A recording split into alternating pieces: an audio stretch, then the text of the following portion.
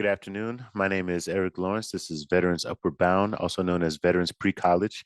We are one of three spheres. The other two work primarily with pre and postgraduate high school students. And of course, we work with veterans that are looking to get into higher education.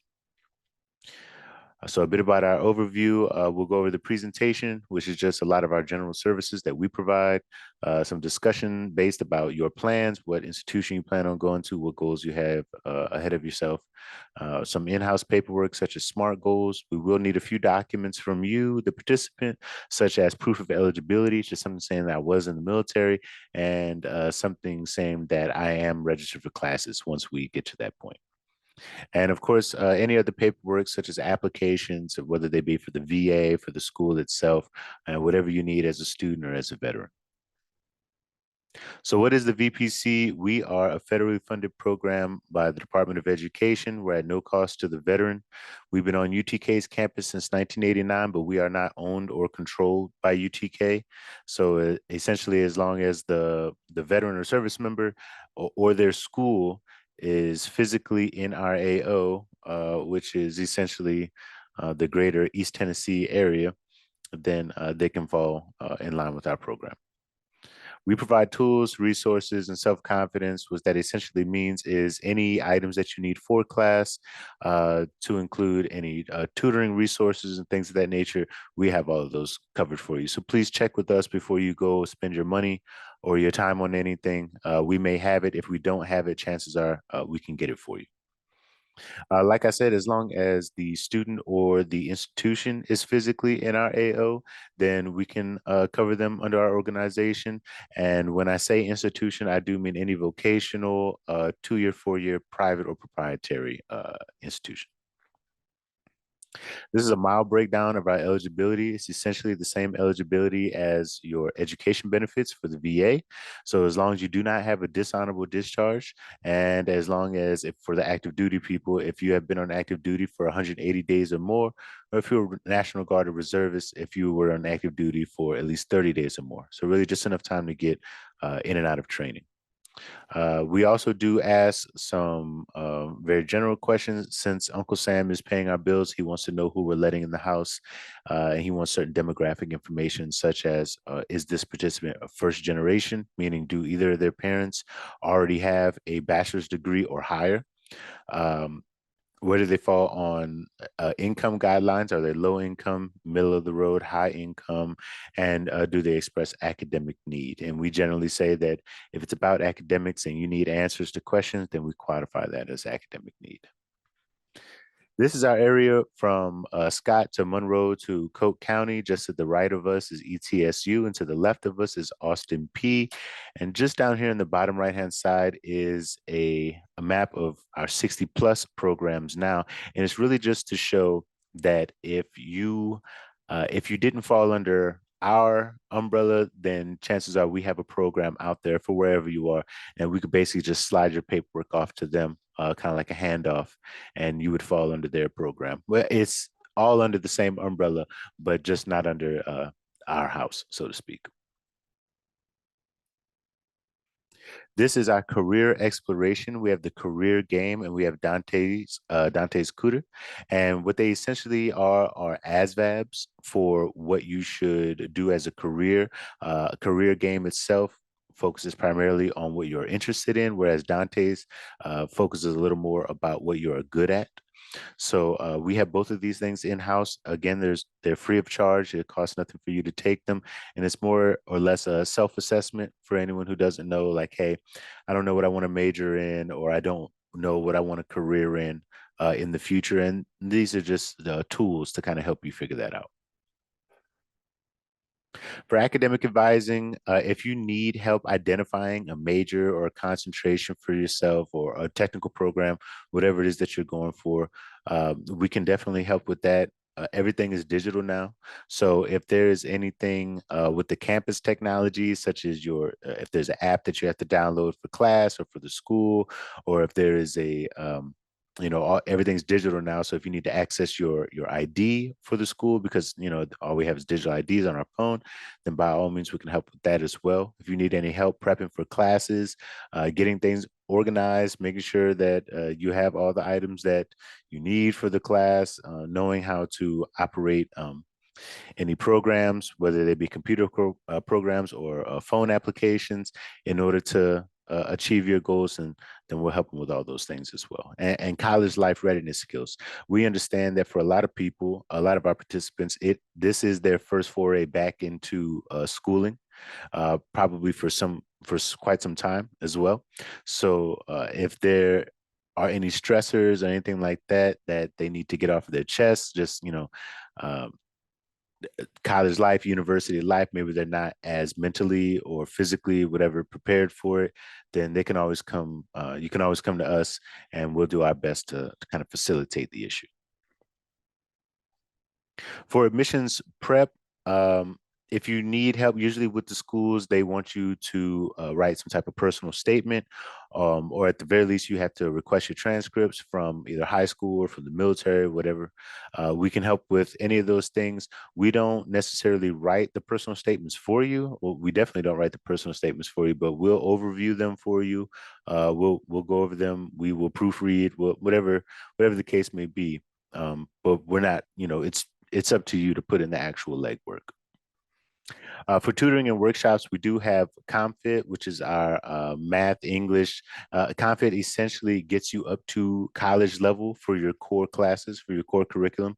And whereas the Net Tutor is our 24/7 online tutoring service. And this 24/7 online tutoring service is somewhat of a message board. You essentially and you're going to get both of these things for free, so it's no skin off our teeth whether you use it or don't use it. You will get signed up for them. In your email, you'll see your username and password. We will make a username and password for you for the ComFit, but the Net Tutor is a little more secure, so you will have to make your own username and password, but we will send you the step-by-step instructions for you to follow. But I digress. The Net Tutor is more of a message board where whatever your issue is, you would pick your category, and then eventually your subcategory for the subject that you're trying to inquire about, and then you would post your question to the message board, and one of the certified tutors would come by, pick up your message, and walk you through the process step by step. You may need to transfer credits from your military service, known as the JSTs, your Joint Service Transcript, which basically holds any and all educational information, how many credits you may have earned, what classes you took, what training you had, and how they can apply to the college or university or degree program that you're going after. If you have any issues with the JSTs, please feel free to reach out to us. I know very well how to navigate accessing your JSTs, and not to mention where to have that information sent, depending on the school, depending on the institution. So this is a little more in depth about the ComFit, how we're bringing you from basic math to pre-calculus, essentially in all your core classes, getting you up to college level, to college speed, and essentially ready for the AccuPlacer test, which is a placement test to see, do you need remedial classes, or do you qualify for advanced classes, or are you anywhere in between? So if you are National Guard, this is a breakdown of what the different acts or tuition assistances or Montgomery GI bills will cover for you. So for example, the 1606, it pays directly to you, the service member, as opposed to the other chapters, which will pay the school first, and then you will get a check for the remainder. The 1606 pays you, and then you will pay any tuitions. Everything will come out of your pocket from those monies, but they will pay you those monies first for you to distribute as necessary. The federal tuition assistance, they pay directly to the education institution on behalf of you, the soldier or veteran, the service member or veteran. And so again, it's them paying the institution first, and then you getting a check for the remainder after the fact, after the school has gotten everything that they're owed. For education benefits, so you do have the Chapter 30, which is your Montgomery GI Bill, just a little more in depth. Montgomery GI Bill is basically your father's GI Bill. It stopped somewhere, it essentially stopped on 9/10/2001. And then you have your Chapter 31, which is your VR&E, your Veteran Readiness and Employment. It's also been called the Disabled Veterans chapter, the uh, vocational rehab chapter. It is essentially still that, different name, same game. The Chapter 33 is your post 9/11. We'll call that your everyman's or every veteran's GI Bill. When you're coming out of the military, if you came out of the military after 9/11 2001, then you are qualifying for the Chapter 33, the post 9/11 GI Bill. And that post 9/11 GI Bill is a forever GI Bill. So um, it's not beholden to a particular time constraint for how long you have before you can use the Chapter 33. And the 1606 is for National Guard and Reserve. We've already touched on that, uh, touched on that a little bit. So what do they pay for? The Chapter 33, your post 9/11, your every man's GI Bill, it will pay tuition and fees to the school, and to you, the veteran or a service member, they will pay BAH, basic allowance for housing. That BAH will differ depending on what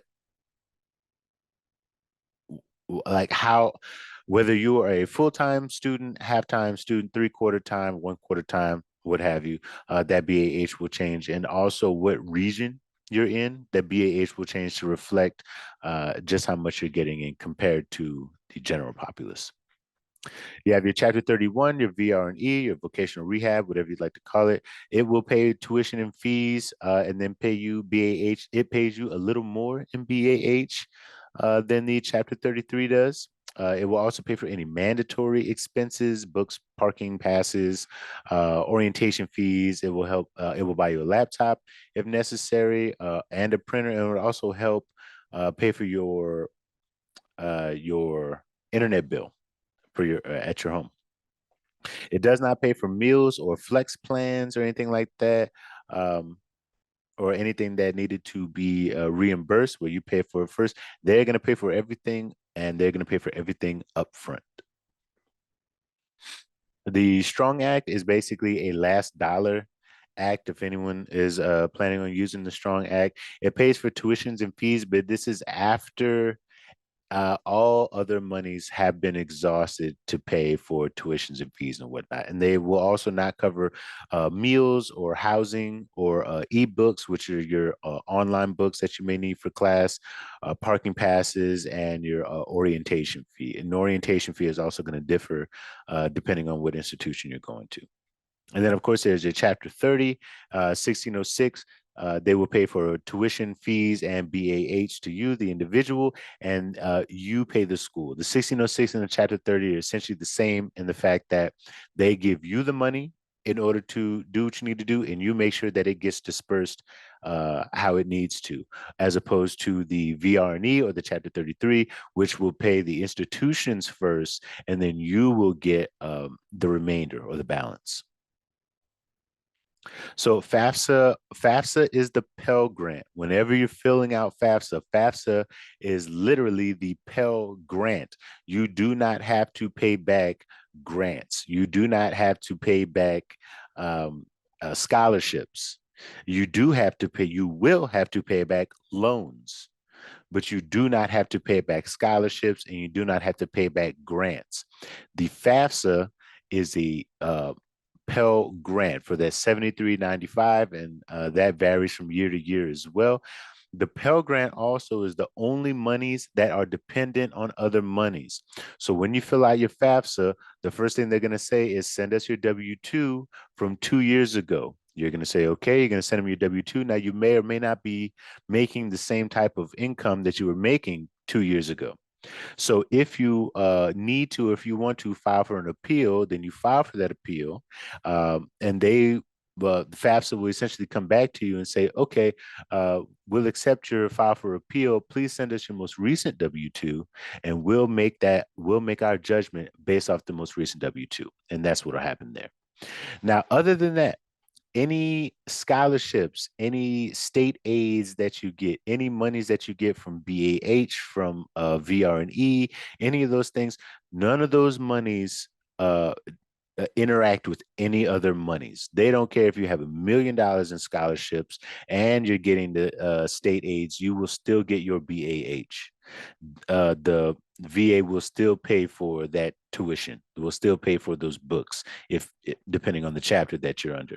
But only the FAFSA, only the Pell Grant is based off of, or will adjust based off of, what other monies that you had, primarily speaking, taxable income, which is why they use your W-2s.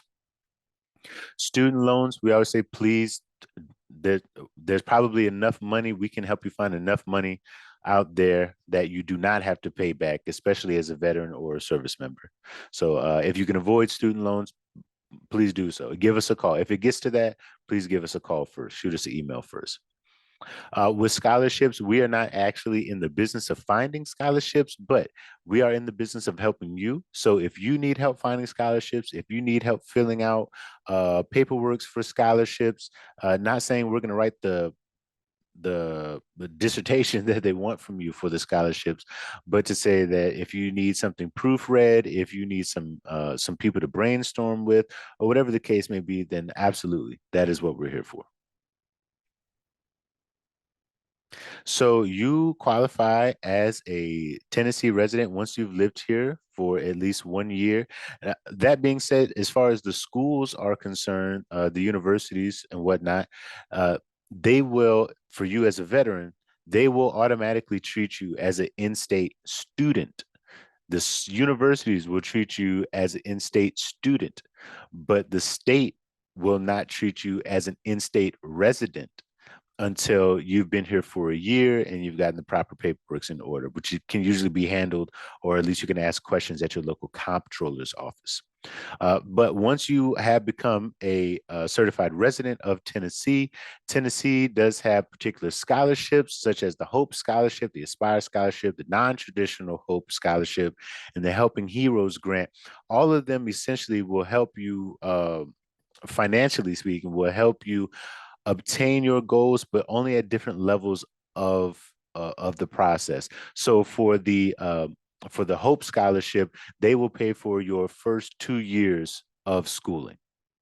For the Tennessee Promise, for 2 year schools, for Tennessee Promise, they are a last dollar scholarship. For the Tennessee Reconnect, as long as if you're over a particular age and now you're trying to get back into schooling, they will help you financially on different levels. So it's best to, take a look at all of these things and see. You can go to collegefortn.gov. That's collegefortennessee.gov. And at the bottom of that first page, they'll have all these things listed for you, and you can go through and pick and read about each one to see which one would best fit for you and your situation. So what are our next steps? Our next steps, obviously, is to prepare, enroll, and then eventually graduate at the institution of your choice. We're going to complete the SMART goals, which is just an in-house checklist of what we've done already and what we have yet to do. Enrolling in the college of your choice, again, provide us with a copy of your first class schedule. We're essentially going to use that as our green light to get you all of your student materials that you would need. And of course, last but not least, please stay in touch. Usually this is about the most interaction that we have, excuse me, with our participants. We're always here and available for you. Maybe you need to brainstorm. Maybe you want to compare and contrast some different uh, majors or minors. Maybe there's some VA questions that you have. Maybe there's some things that aren't necessarily about education benefits, but still have something to do with the VA or you as a veteran. By all means, you can always come down to us and ask any questions. We're here Monday through Friday, 9 a.m. to 5 p.m., barring any holidays or special weekend events. And we're willing to work with whatever schedule that you have as well. If, I say 9 to 5, but we have a lot of dedicated people here. So if you need to set a schedule, or set an appointment to be scheduled for some time outside of our average working hours, then please feel free to contact us and we'll work with you as best we can. Thank you very much for hearing us out. Please go to va.gov. Make sure that everything is in line with your VA documentations, please go to collegefortn.gov and make sure everything will be in line in the future for any financial things that you try to apply for, such as FAFSA or financial aid. Okay, well, you all have a good one. Appreciate your time again. Call us if you need us.